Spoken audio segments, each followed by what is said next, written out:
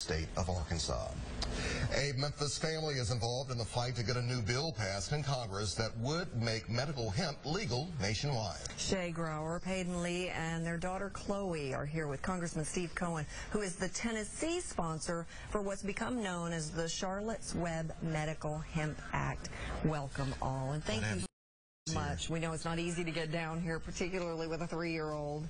Tell us what Charlotte's response to the medical hemp has been in the past, the hemp oil. Well, Chloe has not been able to try the oil because it's illegal in Tennessee. And so that's the reason why the bill has been introduced. Do you have reason to think, though, that it will help? It was my understanding that this is pretty much a last resort. It is. They've tried everything, all the medications. Shay, you want to speak to that? Yeah, we've tried all the medications that are that you can try for stopping seizures for children like this, and the side effects are tremendous. It's either you give them all these drugs and you kind of make them, you kind of like dope them up, or you have them seize. And this is a different strand where this seems to stop seizures across the board and doesn't have the side effects. So if we can get some of these drugs out of like Chloe, then we might have a chance to see her. Right. Congressman Cohen, what is Chloe missing out on, and what can be done to help her? What she's missing out on is what Charlotte, the bill's called Charlotte's Web. Charlotte's in Colorado has access to.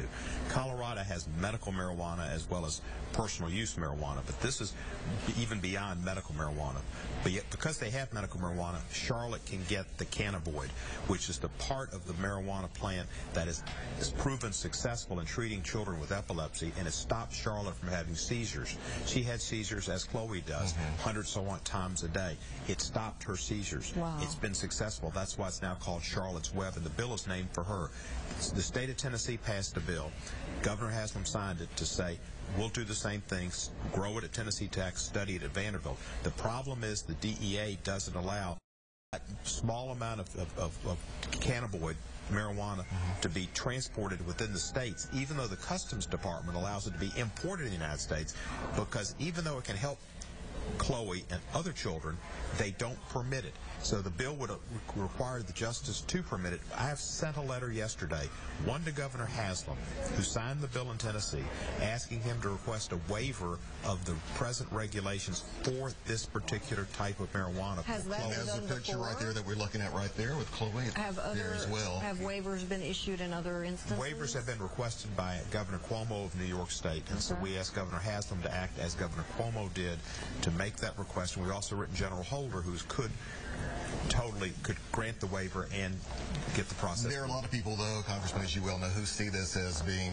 highly debatable, very controversial. Should they, and why? Well, it shouldn't even be debatable. It should be a given. You can see the circumstances on which Chloe and her parents have to deal every day. Life is something precious, and we should do all we can to make it as positive as possible for each individual. And for children or adults who are sick and they can get relief, we should grant it. For the government to stand between the growers, Chloe, and a drug that might make her have a better life and a reasonable life is not debatable.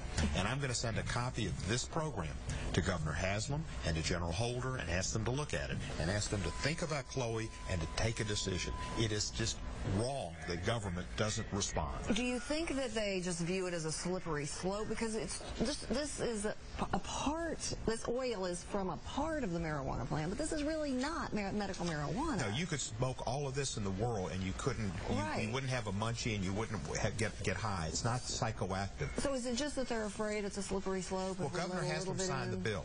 So some people came forward who have not been good on medical marijuana in general, and they passed the bill. And that was courageous. I think it passed almost unanimously, was it not? And then Governor Haslam signed it. But Governor Haslam has to go further and ask for a waiver. That should not be politically difficult since he signed the bill. General Holder and the Obama administration have done some good things on marijuana in general, keeping DEA out of enforcing laws in states where they have medical marijuana. They're doing it properly, and in Colorado and Washington, which are laboratories of democracy, but they haven't gone far enough. This is a place they need to act. I'm going to ask General Holder. We're writing him the letter. We're going to send him a copy of this program and ask him for Chloe and for children like Chloe to take action. Obviously, you have the support of Congressman Cohen, but how optimistic are you folks right here and now? Well, I'm on a national committee with mothers all over the country. I'm a grandmother. I'm Chloe's grandmother. And so we're trying to get legislators to understand that this is not non-psychoactive, and that it's needed for all these children to be able to order it and have it shipped state to state. And because the THC level is just 0.3%, it really is classified as hemp. Right. And not even marijuana. Not even marijuana. Right. So we have support. Really, the National Epilepsy Foundation is behind this. There's 2.3 million patients in the United States that have epilepsy, and 30% of those are not treated by, or the medication is not effective. And Charlotte, the little girl in Colorado, how old was she? Is her case similar to Chloe's? The same type of epilepsy, the constant seizures? It's not the same condition, but once you're classified as having or diagnosed with intractable seizures, then they're basically all the same, because that means that there are no medications that can stop the seizures. Right. And so so if there's a chance that she might get relief. And right now we're just divided by a zip code. You know, because children in Colorado, and there's families that have moved from Tennessee to Colorado so that they can get the medication. Charlotte was only, let's see, I think she was 6 when but she was not able to sit up. She was not able to swallow. All the different conditions that Chloe has. So we're very hopeful, if we have the opportunity to try it, that it's going to help. It's not going to cure Chloe, but it's going to help her quality of life. Please keep us posted on your fight, for sure, right here on WREG. And Congressman, while we have you here, so much talk, so much concern, and to a certain degree, so much fear about the Ebola virus. Where do we stand with that and the government's response, the Obama administration's response to that? How concerned should we be? You know, I think we should be concerned but not panicked, indeed.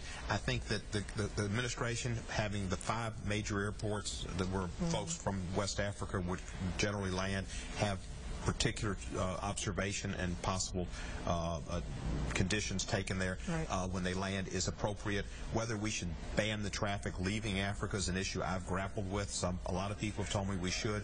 A lot of experts say it'll make the conditions worse because we'll have less volunteers going in there and aid workers. The way to really solve it is to stop it in Africa, therefore it can't go anywhere, nor to the United States. The CDC has obviously not done their job as well as they should have in Dallas. That's unfortunate. They need to get their act together. There's a hearing today of the Oversight Committee of Energy and Commerce, and I've just talked to my friend John Yarmouth, who's on that committee, to look into who else is helping and what circumstances have been around the travel ban. South Africa does have a travel ban, whether we should have one. The bottom line is there's lots of problems with the disease. Flu can kill you. Everybody should get a flu shot. Only 1 in 3 people in America die.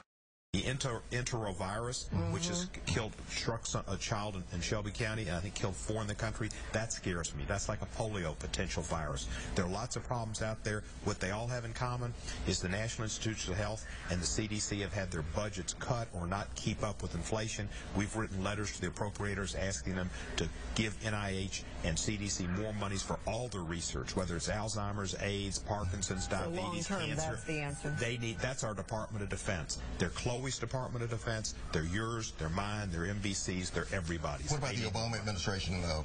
You mentioned the CDC dropped the ball. What about the Obama administration? Well, the CDC's part of it. It seems like this was a new circumstance at Dallas Presbyterian, and the CDC probably should have gone in there themselves and taken over or taken her to Emory or something. But we have to.